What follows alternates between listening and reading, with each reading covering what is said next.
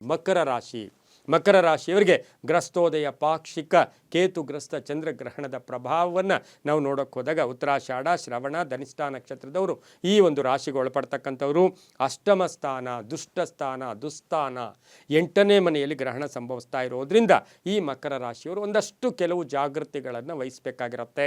ಯಾವುದರಲ್ಲಿ ಜಾಗೃತಿ? ವಾಹನದಲ್ಲಿ ಜಾಗೃತಿ, ಮಾತಿನಲ್ಲಿ ಜಾಗೃತಿ, ಹಣಕಾಸಿನ ವಿಚಾರದಲ್ಲಿ ಜಾಗೃತಿ. ಅಂದರೆ ಆತುರ ಪಟ್ಟರೆ ನೀವು ಒಂದಷ್ಟು ಅವಘಡಗಳಿಗೆ ಸಿಕ್ಕಾಕ್ಕೊಳ್ತೀರಾ. ಯಾಕೆ ಅಂತ ಹೇಳಿದ್ರೆ ಇದು ಮೃತ್ಯು ಸ್ಥಾನ ಕೂಡ ನಮಗೆ ಜ್ಞಾಪಕ ಇದೆ.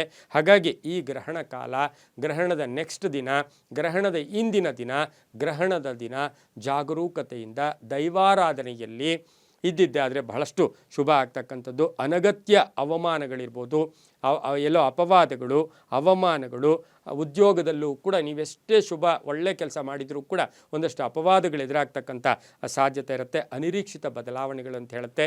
ತುಂಬ ಬೇಕಾದವರೇ ಶತ್ರುಗಳಾಗ್ಬಿಡ್ತಾರೆ. ಕೆಲಸ ಕಾರ್ಯಗಳ ವಿಚಾರದಲ್ಲಿ ನಿಧಾನ ಆಗ್ತಕ್ಕಂಥದ್ದು. ವಾಹನದಲ್ಲಿ ಹುಷಾರಾಗಿದ್ದಿದ್ದೆ ಆದರೆ ಒಳ್ಳೆಯದು. ರೈತಾಪಿ ವರ್ಗದವರಿಗೆ ಅಷ್ಟು ಲಾಭ ಕೂಡ ಇರೋದಿಲ್ಲ. ಇನ್ನು ಮಗ ಅಥವಾ ಮಗಳ ವಿವಾಹ ವಿಷಯಗಳ ಚಿಂತೆ ಕಾಡ್ತಕ್ಕಂಥದ್ದು, ಭೂಮಿಯ ವಿಚಾರಗಳಲ್ಲಿ ಕಾಡ್ತಕ್ಕಂಥದ್ದು. ಬಿಲ್ಡರ್ಸ್ ಇರ್ತೀರ, ನೀವು ತುಂಬ ಇನ್ವೆಸ್ಟ್ಮೆಂಟ್ ಮಾಡಿರ್ತೀರ, ಅಷ್ಟು ಆದಾಯ ಇಲ್ಲದೆ ಇರ್ತಕ್ಕಂಥದ್ದು. ವಿದೇಶ ವಿಚಾರದಲ್ಲಿ ಪೋಸ್ಟ್ಪೋನ್ ಆಗ್ತಕ್ಕಂಥದ್ದು. ಮಕ್ಕಳ ವಿಷಯದಲ್ಲಿ ಸ್ವಲ್ಪ ಜಾಗೃತಿಯಾಗಿರಿ. ಆದರೆ ನಿಮಗೆ ಇಷ್ಟೆಲ್ಲ ಅಡೆತಡೆಗಳು ಬಂದರೂ ಕೂಡ ಆತ್ಮವಿಶ್ವಾಸವನ್ನು ಕಳ್ಕೋಬೇಡಿ. ಆತ್ಮವಿಶ್ವಾಸ ಗಟ್ಟಿಯಾಗಿದ್ದಿದ್ದರೆ ಅದೃಷ್ಟ ಕೂಡ ಕೂಡಿ ಬರ್ತಕ್ಕಂಥದ್ದಾಗಿರುತ್ತೆ. ಇನ್ನು ಮಕರ ರಾಶಿಯವರು ಸಾಕ್ಷಾತ್ ಹನುಮನ ಆರಾಧನೆ, ಹನುಮನ ಕೃಪೆಗೆ ಪಾತ್ರರಾಗಬೇಕಾಗಿರುತ್ತೆ. ಹನುಮಾನ್ ಚಾಲಿಸ ಹೇಳ್ಕೊಳ್ಳೋದ್ರಿಂದ ಬಹಳಷ್ಟು ಶುಭ ಆಗುತ್ತೆ. ಒಂದು ಸಿಂಗಲ್ ಲೈನ್ ಮಂತ್ರ ಅಂದರೆ ಓಂ ಹಂ ಹನುಮತೇ ನಮಃ, ಈ ಮಂತ್ರವನ್ನು ಜಪ ಮಾಡ್ಕೊಳ್ಳೋದು.